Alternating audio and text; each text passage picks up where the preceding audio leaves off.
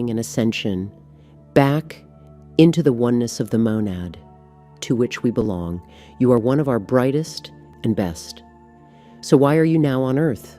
Why are you amongst others who are struggling so mightily with their issues and causing themselves, each other, and their planet so much harm?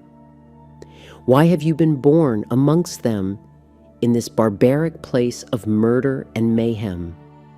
Why have you risked becoming afflicted with the illnesses of their psyches? Because yes, it is a risk, and some of our Pleiadian brethren have indeed become afflicted. Quite a few have adopted the ways of earth and fallen in consciousness. So there is a real danger in coming here. You knew this, yet you came anyway. Why? I shall tell you. It will be a fairly long story, and right now I shall offer you the first part of that story, the situation report on planet Earth.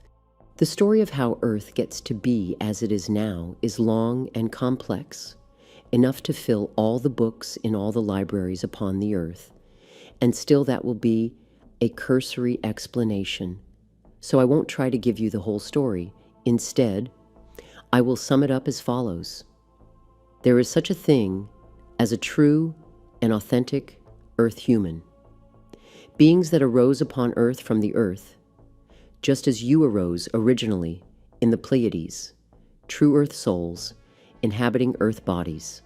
For better or for worse, the Earth human has been tinkered with, toyed with, manipulated, used and abused, and then rescued and healed and used and abused all over again countless times since the beginning of the story of the planet. And the ones that have acted upon Earth humans in this fashion have been the other, more technologically advanced galactic civilizations. If you examine the religious myths and the ancient legends that still resound in the consciousness of the planet, you find an abundance of traces of this intervention, this mighty being with his chariot of fire that came down and claimed a people and said to them, "You are my people, and I will protect you. You must just do as I say, to the letter, and worship and obey me, and I will look after you." You know what I am talking about. Almost all of the religions of the world have such a being in them. Now please, you mustn't think your dear old Adamu an atheist. I have explained in detail in the Adamu Speak series that I believe in God. I have personal and direct knowledge of the divine, and it is my desire to share that knowledge with others too. But my friends, the eternal, everlasting, one true creator of all things is far too great a being to appear to one group on Earth, one tribe on one planet in one galaxy, and say, "I choose you and will help you to slay other tribes." Check with your heart. Surely you can see this to be true. But back to the narrative. What I wish you to understand is that this kind of intervention by space races did not happen once. It happened countless times.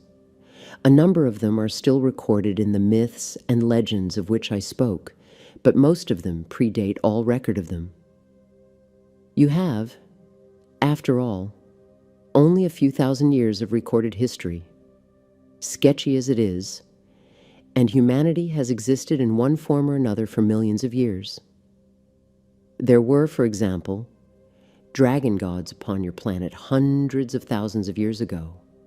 Too long ago for any actual record of them to survive, but the impact of having such blood-curdling, magnificent beings walking amongst you and flying your skies was such that it remains in your collective psyche. I could go on and on upon this subject. Truly, the deep history of planet Earth is massively complex.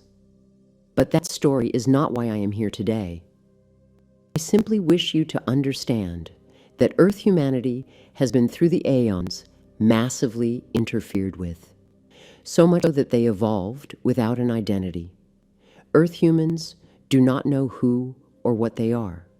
They have not found unity over any choices whatsoever. They cannot stand as one over anything. Now, you see, there are certain spiritual councils that order the universe. There is a council of wise and beautiful spiritual beings that order each planet, each solar system, each galaxy, and so on.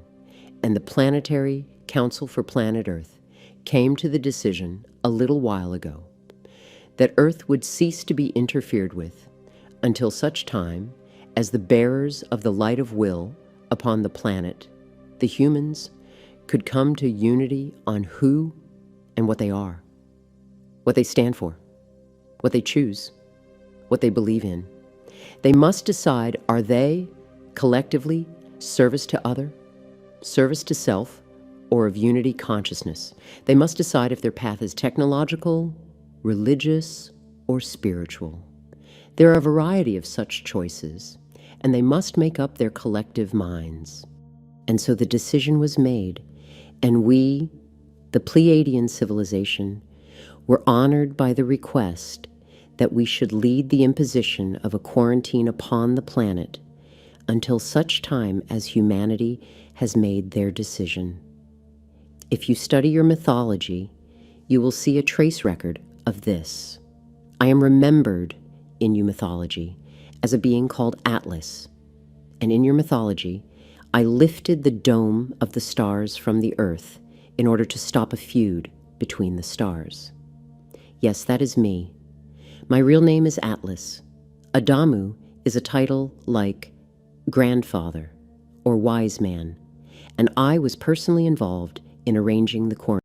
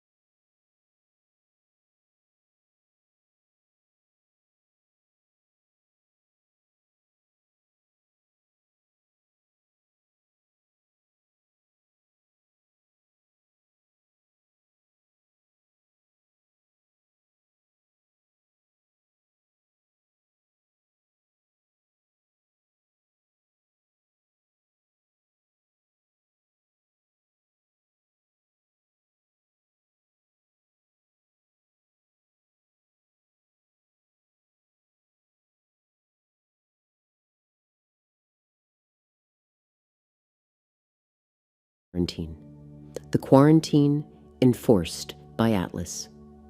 We, Pleiadians, were asked to provide this service since we have, and I say this with a little pride but without conceit, the very best ships in the galaxy. No one could possibly enforce a quarantine better than we. Our light ships are unparalleled for speed and maneuverability and are also virtually indestructible. But I shall tell you more about that in due course. The point is, we were asked to make sure that the other space races got off the planet and stayed off. As the founder members of a federation of galactic races that join together for mutual benefit, protection, and support, we lead a group of races in a mission to create a quiet space upon Earth until Earth had come to its decision point. There was one race that didn't like that at all. They are recorded in the most ancient of your writings as the Anunnaki. But actually, that word is a kind of a syncretism, as the ancients used it to refer to all the space races that were active upon planet Earth. And there were many. Back then, often quite a few space races were active in any given civilization at any time. But for the sake of convention, we'll call these particular ones that are known amongst Pleiadians as the Red Star people by the name used in your ancient writings, the Anunnaki. And it was so that these Anunnaki actually rebelled against the will of the Planetary Council, and believe it or not, went to war with us to resist being evicted from the planet. It was quite a shambles, as our primary objective was to cease all further traumatization of humanity, and they were willing to humanity as a pawn in their game of resistance. If we attack them directly in their positions, we would cause far more traumatization than they ever had, so we would not do that. In the end, there really was only one strategy that we could use that wouldn't compromise our own mission. We couldn't get them off Earth by attacking them on Earth. We tried to blockade them in, but they just dug in and entrenched themselves even further as gods. They had little god kingdoms dotted all over the planet. And then they'd play chess with each other. But the games played out on bloody battlefields with humans as the chess pieces. This was their entertainment and sport. When they weren't teaching humans how to bow and scrape and sing songs of praise and worship to please their refined ears, they were bludgeoning masses of humans against each other. So we certainly couldn't just leave them on the planet either.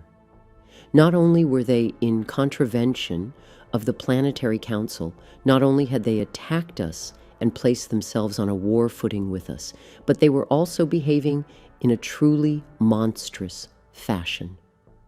And so, desperate measures were called for. We attacked them where it would really hurt, their home planet. I won't get into all the intrigues, but you should understand that the Anunnaki gods that were upon the planet at the time were like minor royalty from the Red Star homeworld. Petty princes and princesses. They were left to get up to whatever they wanted, and in their boredom, they played upon the earth. When the Federation's warships arrived in the environs of the Anunnaki homeworld, their king was suddenly willing to enter into talks, suddenly very amenable, and suddenly willing to send instruction to his errant family members that they should extricate themselves from planet Earth and return home post-haste.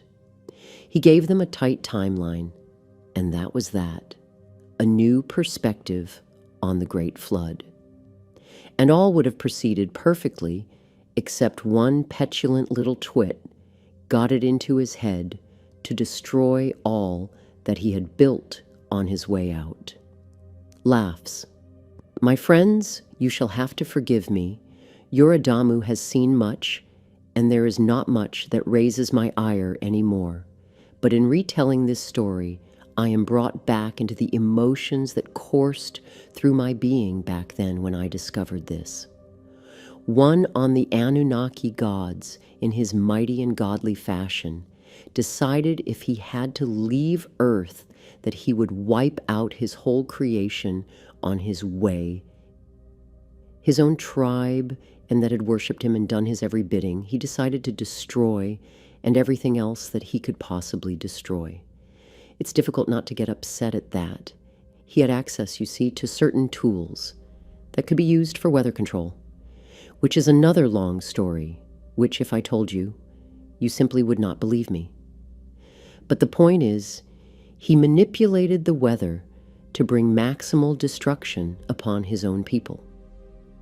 Another of the Anunnaki, in fact, a brother to the insanely destructive one, decided to try ameliorate the harm, he warned some of the people of what his brother was planning. The result is the ancient myth of the Great Flood and the man who built the ark.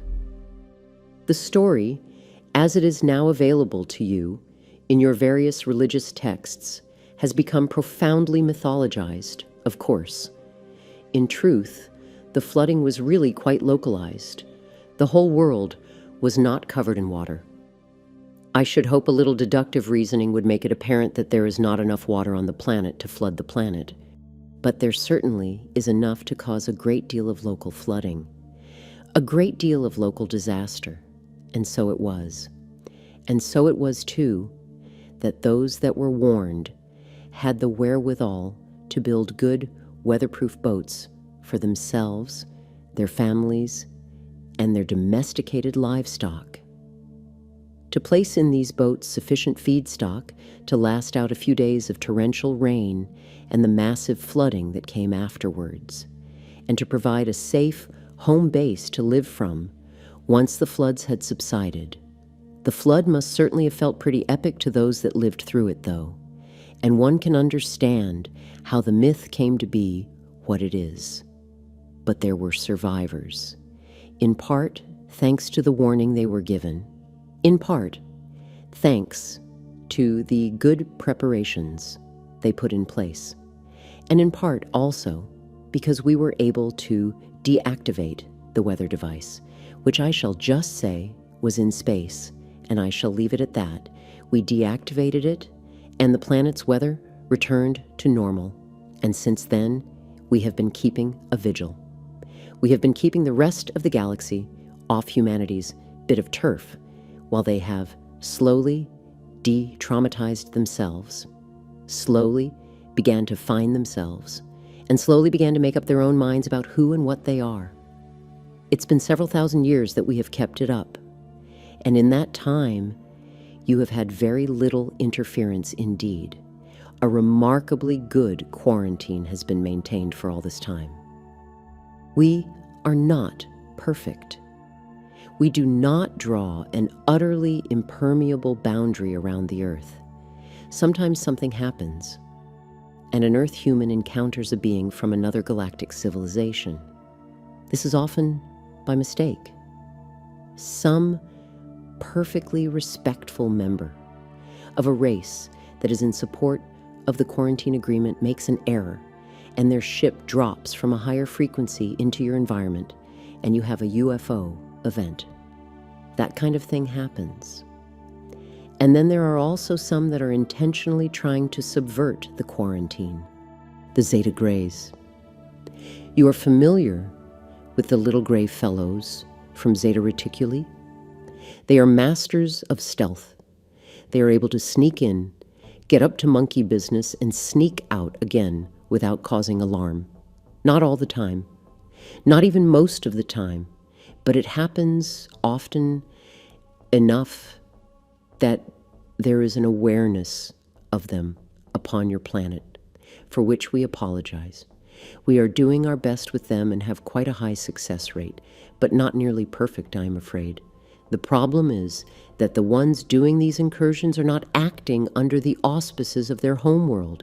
They are corsairs, buccaneers. They undertake these missions at the behest of the highest bidder.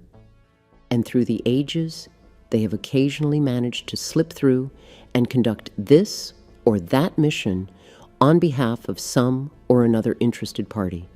We have controlled them as best we can, but it is like swatting gnats. No matter how many you get, one or two always get through, and they don't mind being caught. They don't even mind having their ship destroyed in the process. They are, you see, not like you. They are a race of...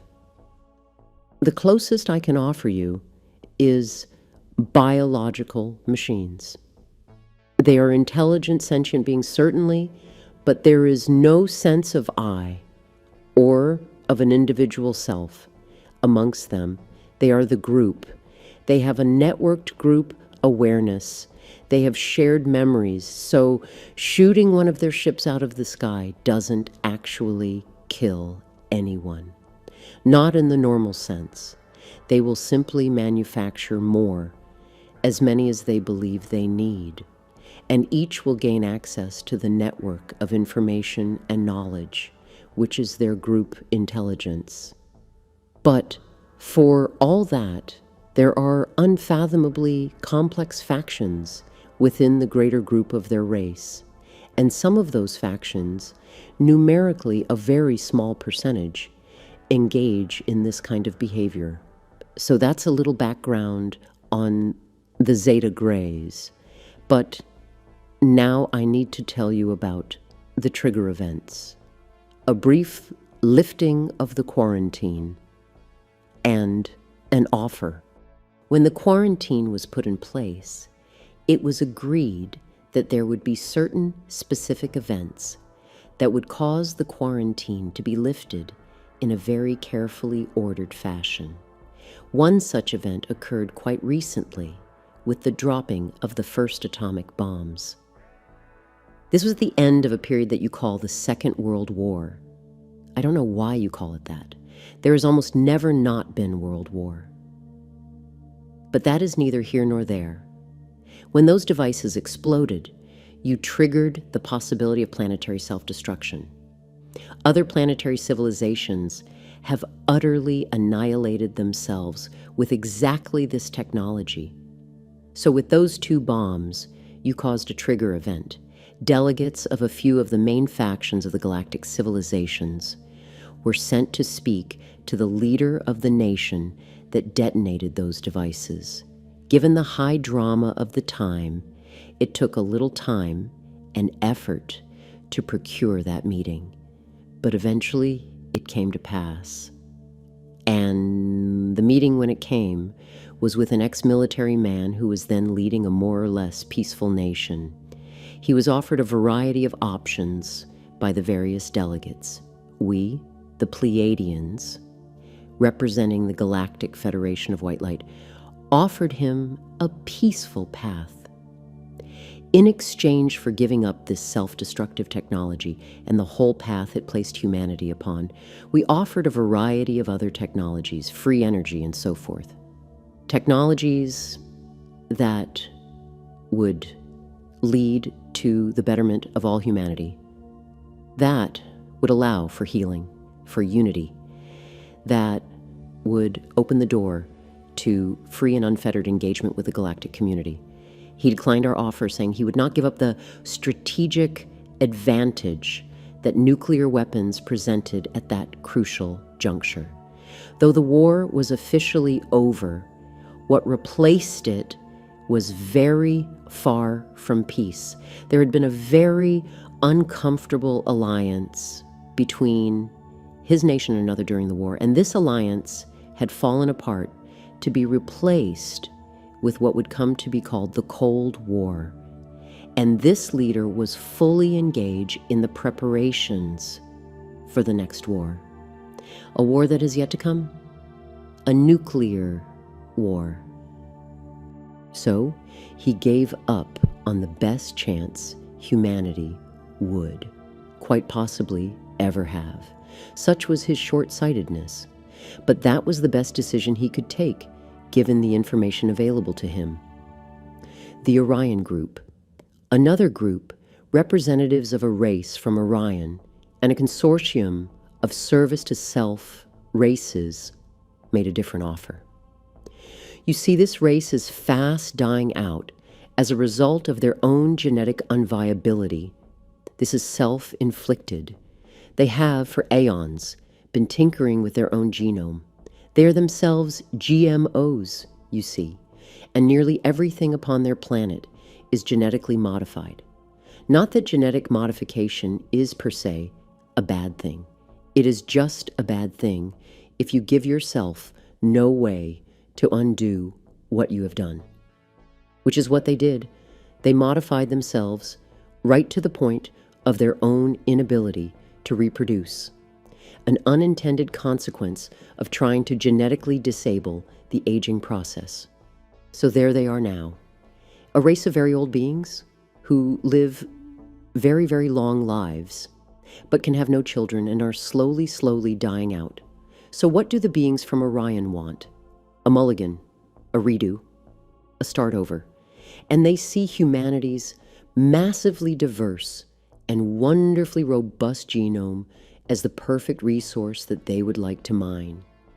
They want to splice bits of human genome back into their own to bring them back to viability as a race. And not just humanity, they also want access to Earth's animal genetics for similar purposes. In short, what they wanted was to be given access to human genetics, free rein to take samples from whomsoever they chose whenever they wanted. So they offered that fearful wartime leader the one thing that H would not be able to say no to. They wowed him and his technical advisors with technology that would place his nation at a massive strategic advantage over his enemies. And they said they would hand that technology over in exchange for the genetic mining rights they sought. They further promised that samples would be taken stealthily, that the sample's individual would never know that they had even been touched. And so that leader agreed. He thought he had struck the most marvelous bargain, but he was wrong. It was a disastrously poor bargain.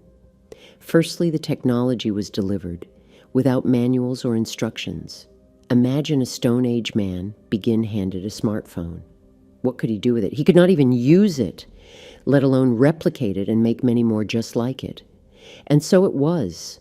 The technology delivered was very advanced and would have been a massive strategic advantage, but it was incomprehensible and unusable to those that took receipt of it. All these years later, and only occasionally, does anything come out of those most secret of labs where those extraterrestrial devices continue to be examined and analyzed. The advances come out so slowly that they are quickly enough absorbed by the other nations of the world that the advantage is limited. A new perspective on alien abductions. And in exchange, that leader agreed to having the populace of his nation and his treaty nations poked and prodded and sampled, which has become something of a nightmare. You see, the population can never know that this was the agreement. How would they feel knowing they had been traded like so many heads of cattle? And though the Orions employed some of the very best of the Zeta Greys to conduct their sorties in the utmost stealth, what no one accounted for was the spiritual sensitivity of some humans. For some, it is simply not possible to hide from them that they have been sampled. You call it abducted. Though that is not a good term, you are taken, sampled, and returned. And it is all done at a higher vibration density outside of your normal flow of time. But be that as it may, still it is so that this is an unwarranted, unagreed upon intrusion into your space and violation of your body and your sense of safety. The quarantine is reinstituted. Though that wartime leader and the Orion delegation came to an agreement, that agreement was not ratified by the Planetary Council. They were willing to offer humanity a choice that would lead to them giving up their warlike ways and choosing for peace, choosing for unity. Though the planet-wide fatigue with war, followed by the shock of an atomic bomb and the devastation that followed, might just be enough to trigger a change in consciousness. They wanted humanity to make the leap to choosing a whole new timeline, a timeline of peace, healing, love, and acceptance. But humanity would have to choose. They could not again be overridden by the will of more powerful beings with more advanced technologies. That would just bring a repeat of the pre-quarantine era. So very carefully, the options were presented to just one man, the leader of the nation that had reached that technological threshold